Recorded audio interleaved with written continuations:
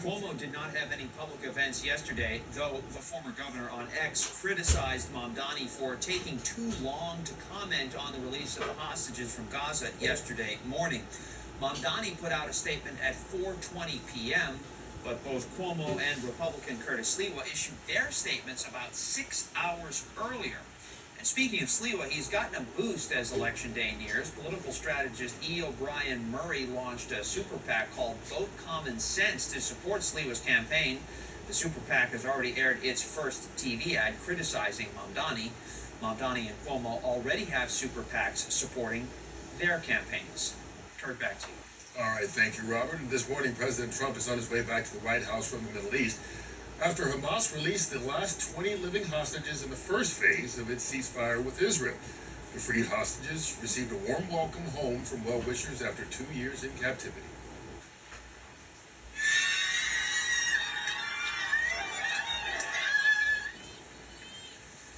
Israel is releasing nearly 2,000 Palestinian prisoners as well in exchange for the 20 living hostages and the bodies of 28 deceased hostages. President Trump spoke about how this deal will impact the future of the region. From this moment forward, we can build a region that's strong and stable and prosperous and united in rejecting the path of terror once and for all. Well, the next steps in permanently ending the war in Gaza include a push to disarm Hamas and rebuild the Gaza Strip, which will involve creating an international coalition of countries that are willing to contribute to a peacekeeping mission. All right, let's talk about what's happening around here. An 11-year-old boy in critical condition after a hit and run in Brooklyn. We have Citizen app video, and it took pictures of the scene in Gravesend. The NYPD says just before 6 yesterday evening, the boy was riding a scooter at Avenue V and Ocean Parkway when a black car slammed into him and kept going. The pedestrian, a 25-year-old, was also hit by debris from the crash. He's in the hospital in stable condition. The sedan was later found on Ocean Parkway. So far, no arrests have been made. Now, the nor'easter is being blamed for the death of a woman in Brooklyn. Police say the 76-year-old was hit by a solar panel that blew off an outdoor parking lot on Ocean Parkway in Coney Island. The large panel was blown about 20 feet away, hitting the woman in a walkway Sunday morning. Here's what one man had to say about the situation.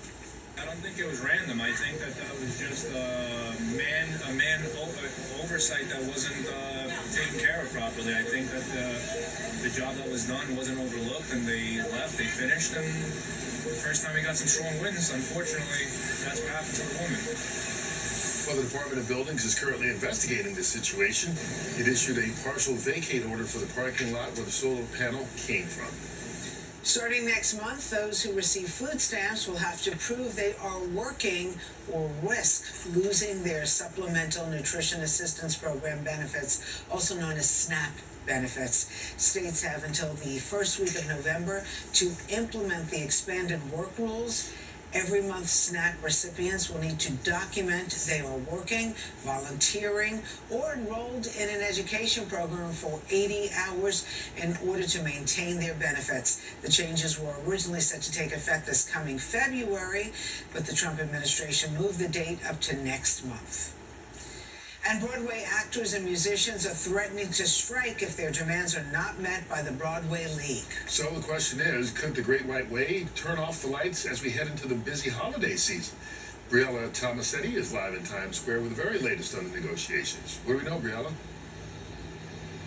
Kurt and Rosanna, let's hope that's not the case, because that could have a lot of far-reaching implication. But the reality here is Broadway musicians have been working without a contract since August 31st. They outlined their demands in an open letter to the Broadway League, asking for higher wages, better health care coverage, and protections from layoffs. If negotiations, though, continue to stall, yes, the iconic marquees here in Times Square could go dark.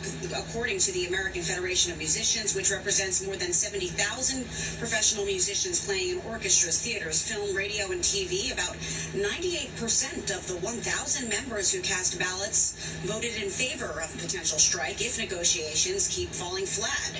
Local 802 President Bob Sutman said in a statement, Local 802 Broadway musicians and local other artists are ready to leverage every ounce of their collective power up to and including a strike. Committing to anything less would mean sacrificing far too many hard won games. The Broadway League told us in response, good faith negotiations happen at the bargaining table, not in the press. We value our musicians and we are committed to working in good faith to get a fair contract done. It comes as the Broadway League, which represents theater owners and producers, reported their second best attended season ever, yielding a record $1.89 billion in gross box office revenue. Broadway performers and stage managers are also considering a strike after talks between the Actors Equity Association, whose contract expired in late September, and the Broadway League hit an impasse. The two sides will resume talks on Friday. Now, Broadway is a major economic engine for this city. It supported nearly 100,000 jobs in the 2018 to the 2019 season alone. Skyrocketing labor and production costs, though, have made it difficult for new musicals to be profitable. But on the other hand, theater goers are also dealing with the ever rising ticket prices. So